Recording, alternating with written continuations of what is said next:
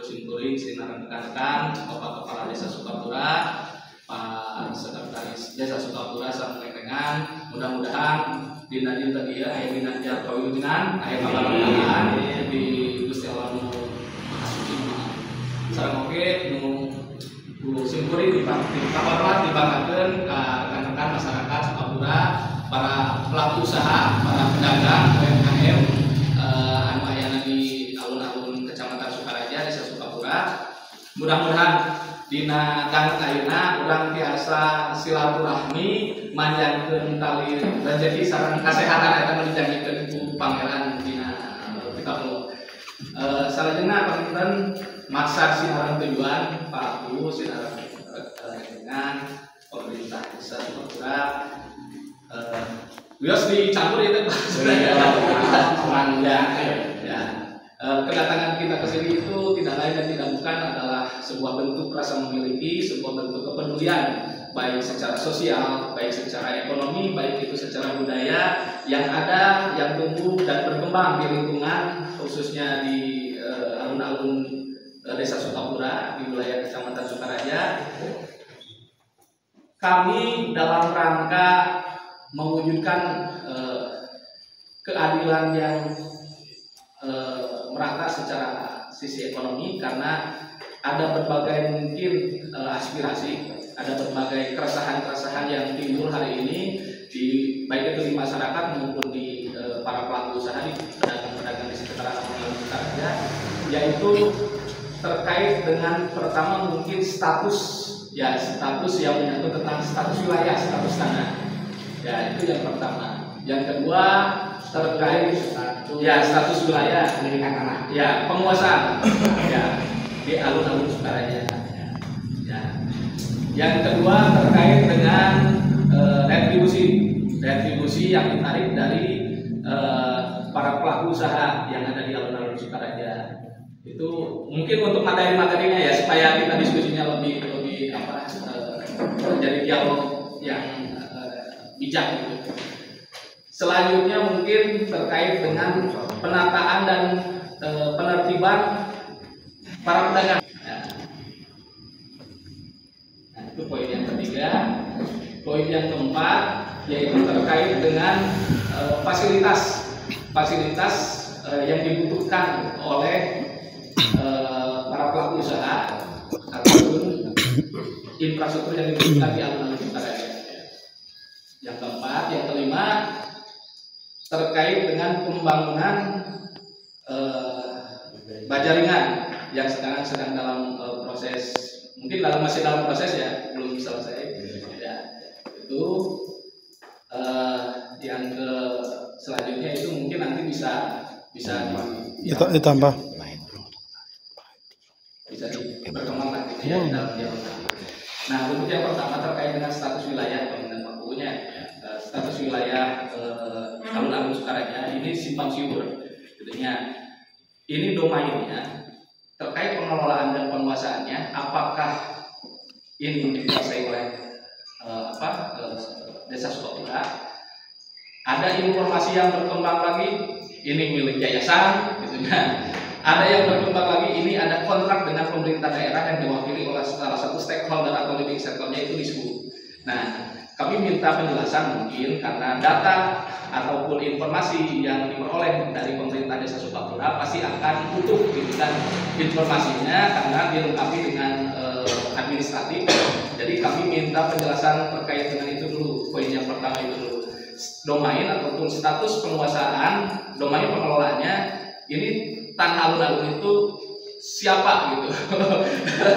Nah itu pertama dulu nanti itu kepemilikan.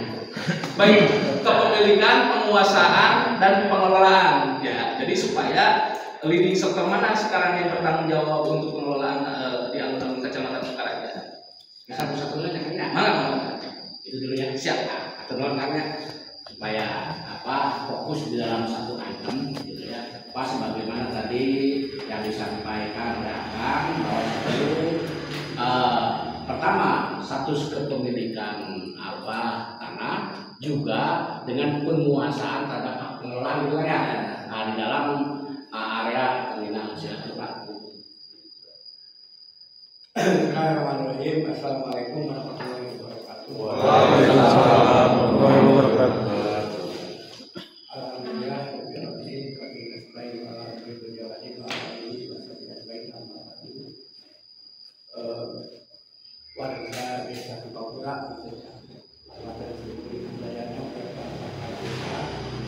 oke budaya tamu undangan hari ini jadi tidak silaturahmi dan kesadaran yang tepat ya teh warga desa Sukapura daerah kayak ini karena menurut biasa tepat bisa silaturahmi anda sasaan menjadi bang pas terpakai acara kita alhamdulillah diberikan penun kasih pilihan oke kita ada dua acara kapolsek tanaman jagung di desa Sindajaya apa tadi ada tamu lah itu pedoken itu kapolsek dia sampai ya masalah yang paling gampang sarang warga pasasa air pisan gitu lah kita nuhun sering oke salah jenah Pak Inten tadi permasalahan naraskeun masalah status tanah dan domisili ya terkait status tanah itu kepemilikan tanah itu oleh siapa, kemudian penguasaan dan pengelolaannya itu oleh siapa. Status tanaman semenjak kuring dari kepala desa yang statusnya tanah desa Tanah desa berarti masuk menjadi tanah khas desa, aset desa. Khas desa seperti tanah desa seperti pasar, alun-alun, setiap bangunan SD karena status tanah desa Tidak bagi sekedar satu poin adalah status yang lain-lainnya. Ya, masih biasa dengan ini kamu pokok masalah. Jadi status alun-alun disebut status tanah desa. Domisilinya katakan termasuk RT 01 Sukapura karena bapaknya susukan. Oh, dan tanah alun-alun anu sarang aya berdiri kios sarang lapangan RT masuknya karena RT 1 Sukapura Berarti RT Paduduk apa itu status tanah sarang domisilinya ya. pas Pengelolaannya dari pengelola. Yang kegiatan semua yang ada di terjemah itu siapa yang mengelola, apakah di sebenarnya apakah di pihak ketiga maksudnya apakah pihak lain atau pihak pengelola alun-alun semenjak diberi dari kepala desa dan ditugaskan dari desa jadi Pak Edi desa tugas untuk mengelola alun-alun Ya, Pak dialog ini ibunya bahwa lebih teratur gitu bagaimana pembahasan dan tentu jadi diperjelaskan tegaskan bahwa status domain kepemilikan dan wilayah secara administratif itu adalah tanah khas desa milik desa Sukapura tapi masuk ke dalam wilayah RT 1 Sukapura. Nah, untuk bangunan Pak Bu ya terkait dengan bangunan itu dibentuk ataupun dibangun dari awal yang kios-kios tersebut itu oleh desa ataukah oleh pemilik kios? Berhubung ya sirkuit dari kepala desa itu bangunan sudah ada Ya. jadi yang tahu permasalahan bangunan toko-toko yang ada di alun-alun Sukarja mungkin aparat desa yang sudah lama di sebagai perangkat desa mungkin yang tahu adalah Pak Hana atau Pak Dedi ya, atau Pak Ajat mungkin tahu permasalahan kalau sirkuit serta menjadi kepala desa itu sudah ada cuma berlanjutkan tentang masalah hari tidak Pak ya makanya dikatakan manusia panjang satu pengetahuan juga bisa gini kronologisnya. Saya sudah di desa itu tahun 2005 sebelumnya 2022 2023 di BPD desa bersama almarhum Pak Haji Namarwandi, Pak Yudi dan rekan-rekan yang lainnya. Nah ketika itu ya kami masih menjabat sebagai zaman dulu masih ada Poldes polisi desa ada kesempatan. Nah sekitar tahun 2007 atau 2009 itu bangunan itu kalau nggak salah hanya bagian depan saja sebanyak, ingat saya antara 12 kios atau 17 kios yang temboknya memanjang, ada sekat-sekat, depannya pakai tubiok. Ini seingat saya. Terus yang paling pertama itu Pak, jadi klarifikasi bisa dilepatnya. Yang pertama itu ada tukang kupat tahu, entah milik siapa pun ya, tahu, tukang cukur, tukang tambalan, sepanjang sampai sana ada kantor pos kalau nggak salah di sana. Nah waktu itu ada masih zaman dana aspirasi yang jadi pemborongnya itu orang Sambong. Saya nggak tahu lupa namanya, gitu ya. Nah dibenahilah, dibikin jalur-jalur seperti terminal waktu itu. Nah untuk bangunan yang di depan yang tadi saya ceritakan antara 12 dan 17 saya masih ini gitu ya. Itu bangunan konon kabarnya milik orang tuanya masing-masing dibangun sendiri katanya gitu ya. Bangun sendiri-sendiri sehingga dengan ada penataan kios yang baru itu mereka dipindahkan ke bangunan yang baru. Jadi ke bangunan yang baru dengan kompensasi waktu zaman itu 2,5 juta per kios. Kompensasi itu karena menggunakan bangunan baru yang lebih permanen, uangnya untuk membiayai meratakan yang depan kecamatan di Doser itu. Ayah anak Doser bukan Doser pas apa saya teh? Panganan. Ya, Doser di sana di Doser sehingga masuk ke situ itu tidak ada kontrak, tidak ada sewa, tidak ada sok tempatan yang kasih kompensasi untuk biaya meratakan lapangan yang depan kecamatan yang sekarang digunakan sebahagian oleh PDAM itu. Nah setelah itu yang jadi koordinator mengumpulkan uangnya itu Pak Aep Pulinda. Jadi saya di sana hanya Pak Jaja, Pak Sekretariat Pak Jaja. Pak Jaja, Aep yang beli eta, beli solar, aja makanan di dalam eta, kumaha di PKN. Aep kita terbit, manu gitu. Apa kalau nasdaq tadi saya nggak tahu Pak, gitu ya. Nah jadi seperti itu. Adapun sekarang kok jadi lebih banyak kesininya.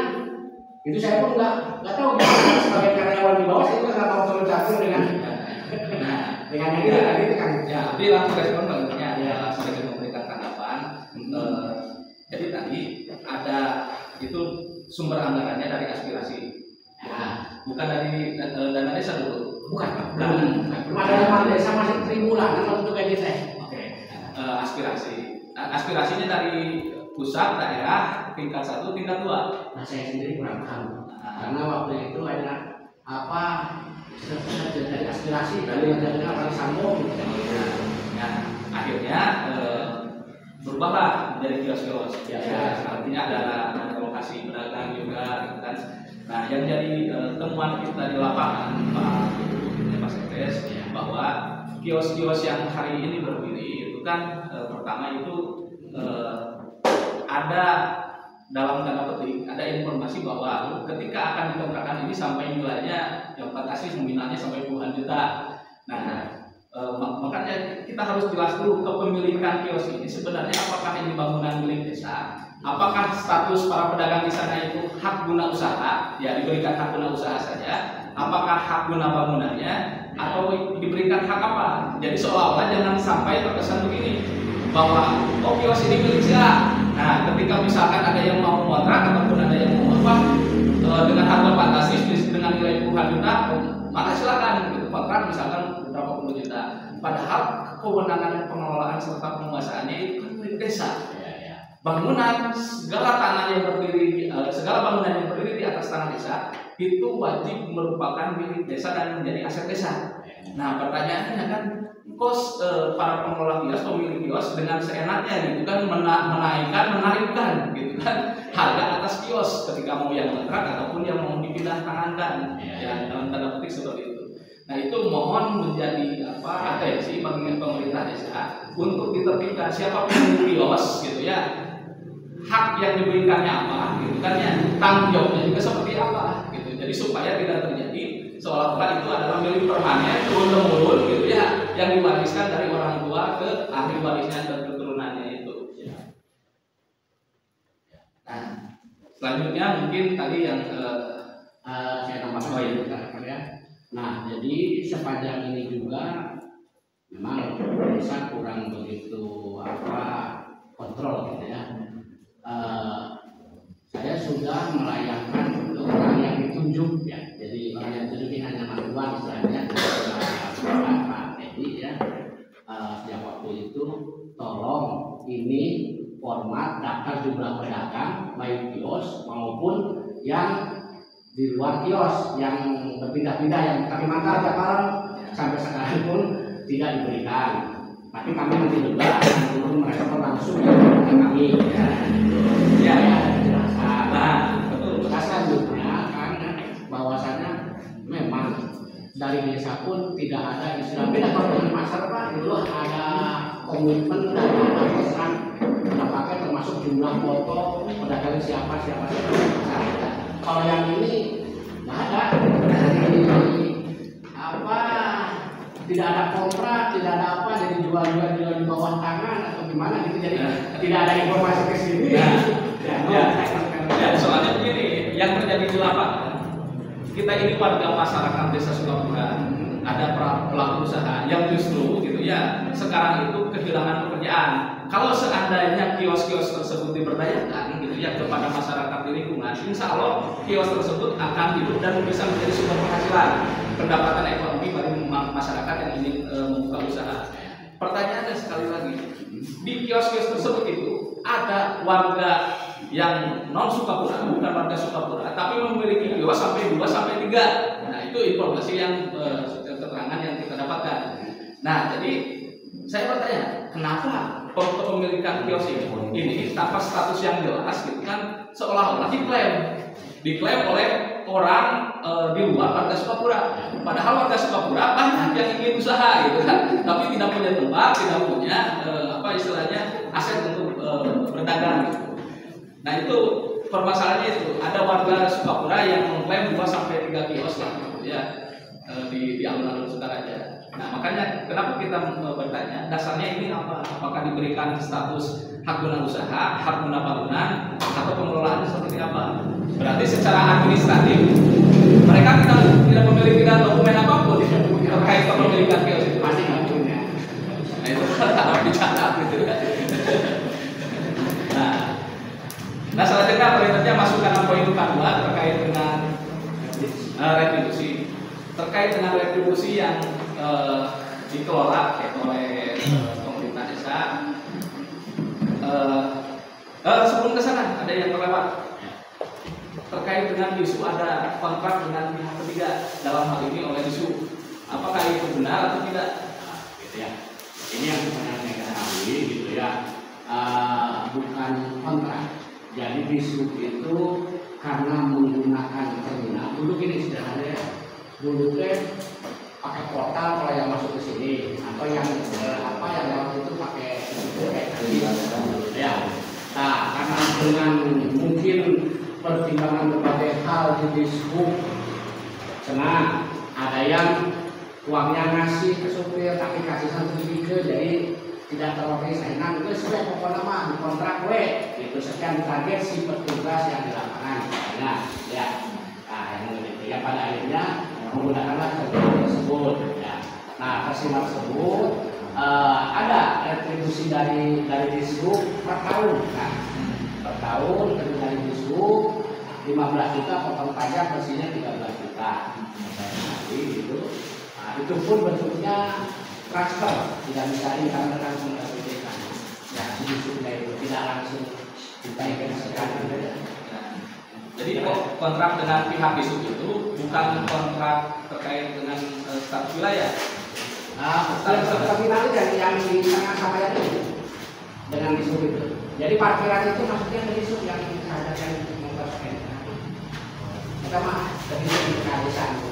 Tahun berapa itu Pak Sekres? Itu sejak waktu terminal awal terminal ya, iya ada tanah itu ada data di desa. Di desa kita hanya tahu ceritanya seperti itu kan. Ada kontrak nggak tadi? Saya sendiri waktu itu. Bapak tadi bilang ada kontrak sama Tisub. Nanti ada datanya kan? Kalau Bayinya kontrak dari kapan? dengan Tisub mah apa MOU-nya masih tidak ada.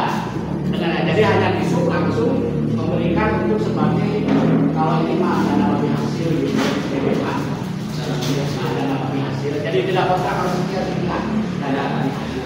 Berarti per tahun anggaran Disub mengalokasikan dan membayar kepada kas desa itu sebanyak tadi 15 juta dipotong PPN dan PPN 15 juta. Nah, berarti per tahun anggaran dari transfer pemerintah daerah diwakili oleh leading sektornya Disub, setiap tahun ada pemasukan dari Disub. Ada. Nah, cuma tanpa disertai kontrak. Tanpa disertai kontrak itu sifatnya DBH dana bagi hasil. Dana bagi hasil. Ya. Nah, itu juga yang menjadi keresahan kita juga ya dari masyarakat dan pelaku usaha bahwa kalau misalkan ada inisiatif dari pemerintah desa, prakarsanya dari masyarakat, bagaimana kalau pengelolaan untuk wilayah parkiran tersebut diambil kembali menjadi aset desa? Ya, itu lebih efektif dan itu juga lebih ada kebijakan anggaran ya dari sisi itu. Karena saya yakin Disub juga gitu ya, ketika kita minta untuk pemutusan kontrak itu apalagi tanpa disertai berkas dan dokumen, itu pemerintah daerah pasti ditunggu karena untuk sepenuhnya diberikan kembali pengelolaannya kepada desa Sukapura untuk memperdayakan warga-warga masyarakat yang bisa menjadi tenaga lah, parkir dan sebagainya kan memenuhi fasilitas kita juga. Gitu. Karena saya yakin itu pendapatannya lebih dari 13 juta per tahun kalau untuk pengelolaan parkir di alun-alun.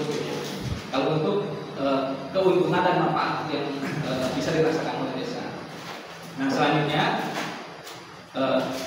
tadi sudah jelas bahwa kontrak itu tidak disertai dokumen dan pemberkasan. Ya.